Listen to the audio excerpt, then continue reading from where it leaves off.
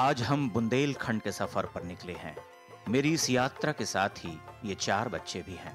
ये हमारे साथ चलेंगे और बुंदेलखंड की कहानी भी हमारे साथ चलेगी।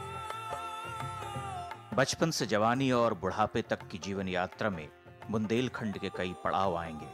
हमारे साथ चलिए, ठहरिए और आखिर में सोचिए कि बुंदेलखंड कहां ठहरा हुआ है भारत में विकास के नक्शे पर।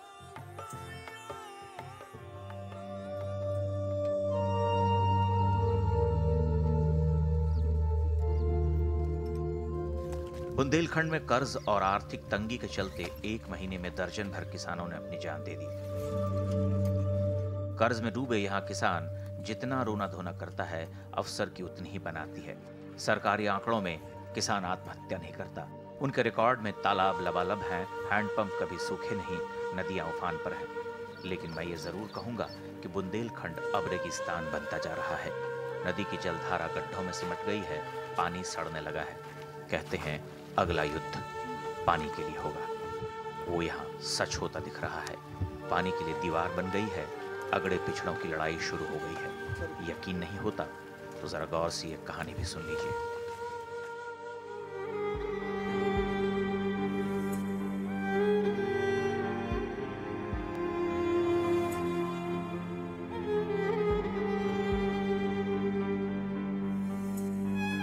कुछ तस्वीरें हैं आपके लिए।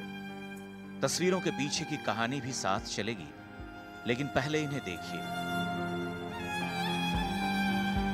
ये 21वीं सदी के भारत का चेहरा है, गांव का चेहरा। बिलबिलाते कीड़ों से भरे तालाब में एक तरफ सूअर नहा रहा है, दूसरी ओर कुछ औरतें और बच्चियां पानी भर रही हैं।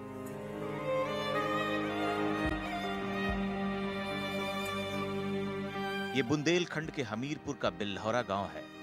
यहाँ 2 तरह के लोग रहते हैं। एक ये जो तालाब से पानी भरते हैं, दूसरे वो जो कुएं और चापाकल से अपनी प्यास बुझाते हैं। तालाब से पानी भरने वाले इंसान नहीं, दलित हैं, और कुएं चापाकल वाले इंसान नहीं, दबंग हैं।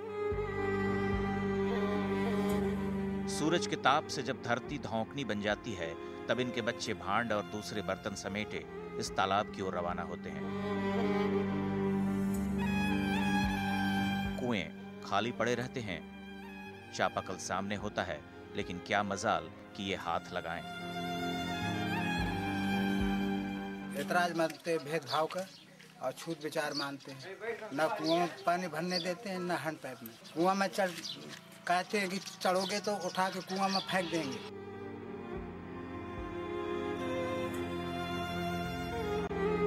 तालाब के पास इन्होंने गड्ढे खोद रखे हैं, जिसे चिल्लू कहते हैं। रेतीली जमीन में तालाब का पानी रिस कर इन गड्ढों में जमा होता है। ये इनका कुदरती फिल्टर है। इस पानी को बड़े जतन से ये औरतें अपने बर्तनों में भरती हैं। ये रोज की कहानी है और दशकों पुरानी है। इनके बाप दादा भी यही करते थे। ये भी ऐसे ही पानी पीते हैं और आने वाली पीढ़ियों की प्यास भी शायद यूं ही बुझेगी।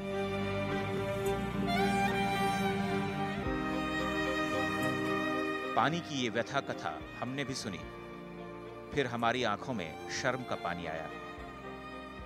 हमने कांपते हाथों से तस्वीरें उतारी, जिलाधिकारी को बताया। उन्होंने कार्रवाई का भरोसा दिलाया, लेकिन भाषा वही रटी रटाई थी। चेहरे पर हैरत की कोई लकीर नहीं उभरी, आंखों में ताप की कोई लालिमा नहीं थी। बस एक अलसाई हुई जुबान से मामले को देख लेने का दिलासा गिरा था। से एसडीएम के स्तर से तत्काल जांच करवाकर यदि ऐसा हो रहा हो तो ये विधि विरुद्ध है, संविधान के मंशा के भी विरुद्ध है।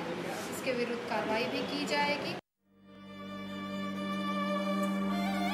अब जरा सोचिए कि पिछले 100 साल में हमने कितनी तरक्की की है। प्रेमचंद ने जिस ठाकुर के कुएं को 100 साल पहले देखा था, वो अब भी मौजूद है। तब जोखू बदबूदार पानी पी रहा था, क्योंकि ठाकुर के कुएं से पानी भरने की इजाजत उसे नहीं थी। अब जोखू जगदीश या कई दूसरे नाम से वही बदबूदार पानी पीता है।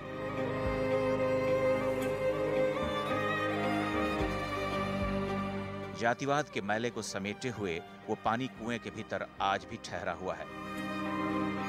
उसमें बदलाव की कोई बाल्टी आज तक नहीं गिरी। पानी बर्तन की आहट को पहचानता है।